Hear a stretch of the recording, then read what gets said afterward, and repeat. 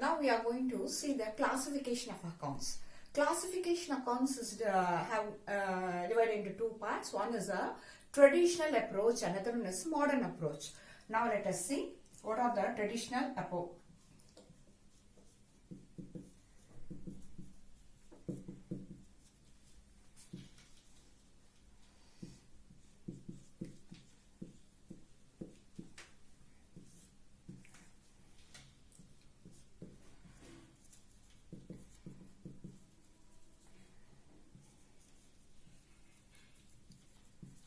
Under traditional approach, accounts are classified into real account,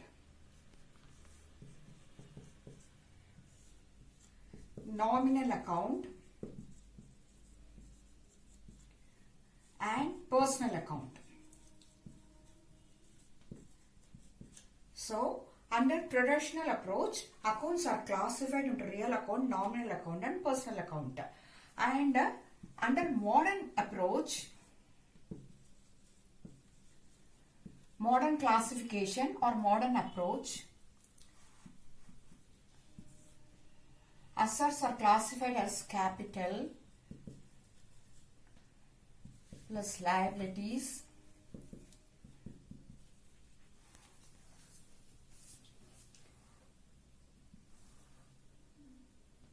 plus revenue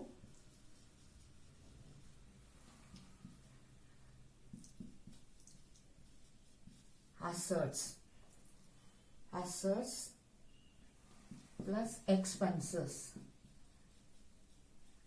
including losses, here revenue including profits. Okay, the double entry bookkeeping system is a systematic recording of business transactions. We know the accounting is further it proceeds as if the accounts maintained systematically, and it should be taken to the different ledger accounts, which is called to be classification and summarizing, then interpreting, analyzing and interpreting the results to the concerned persons for the further development of the business. Now accounts is classified into two. One is a classification accounts under traditional approach. Three accounts are there: real account, nominal account, personal account. Under modern approach, we have already seen what is capital, what is liability. Liabilities have responsibility to pay our dues to the outsiders. For example, if you are taken bank loan, you have to pay the bank loan. If you are taken bank, you means here the business. If the business concern has taken overdraft, it has to pay to the bank. If purchased goods on credit basis, it has to pay to the creditors. All this come under the liabilities. Then in addition to that, revenues or profit earned by the business. And another, it should be equal to what are the things? Assets and expenses or losses.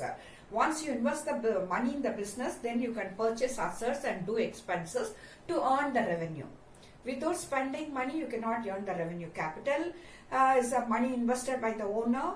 We know it's the owner's money. Liabilities is the responsibility to repay the money taken from the outsiders, and by using this money we are purchasing assets and doing all the necessary expenses. Because of that, what we are getting is revenue or profit.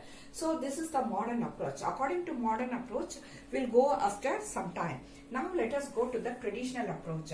Under traditional approach, account is divided into real account, nominal account, personal account. Real account. What do you mean by real account?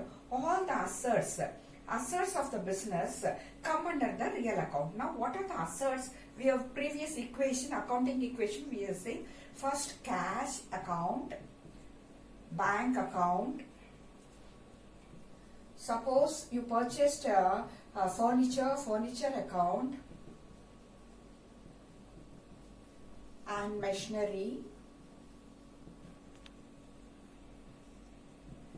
debtors,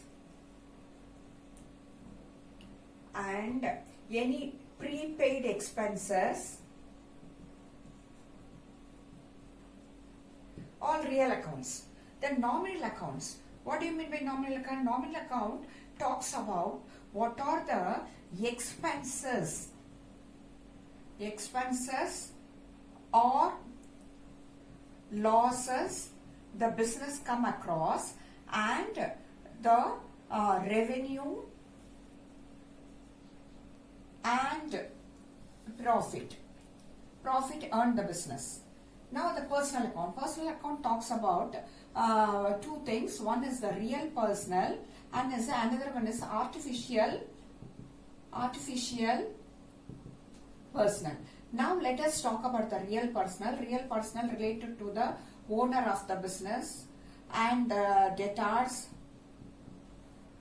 creditors, and the artificial person is a banking concern, banking company or insurance company, and what are the other companies where we have the business transaction. Now for this three accounts we have got three rules. We have to follow three rules.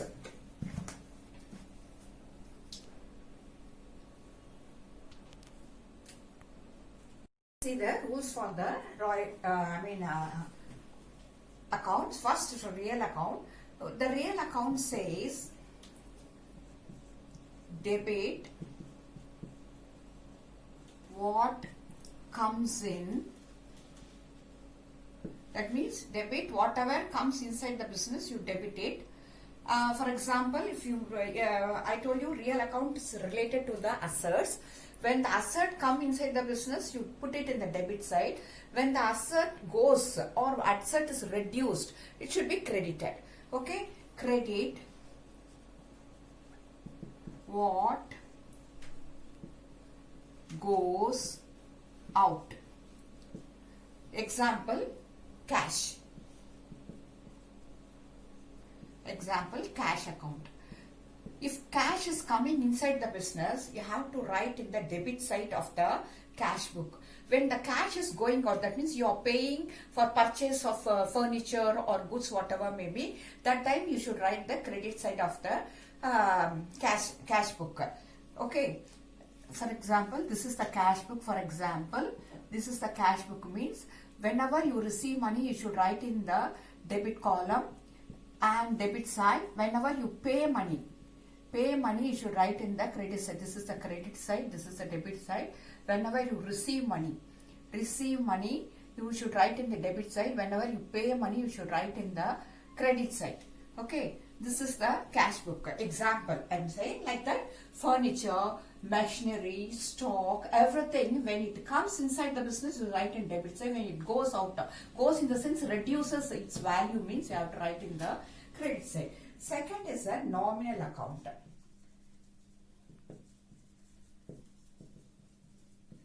What the rule says? Debit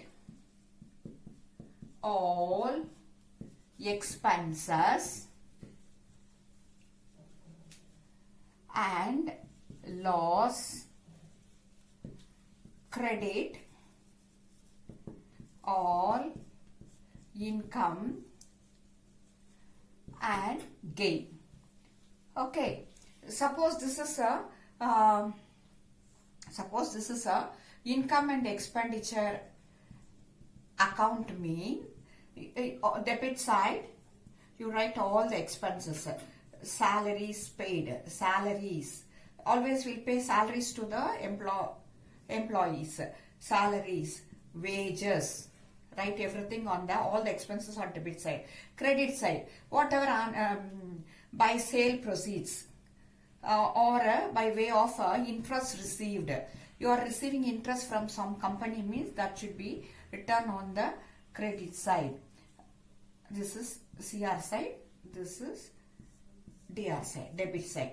Okay, so like this, whenever you receive some rent received, here you are giving rent, this side means rent paid. Rent paid you are writing this side, rent received. Rent received you are writing this side.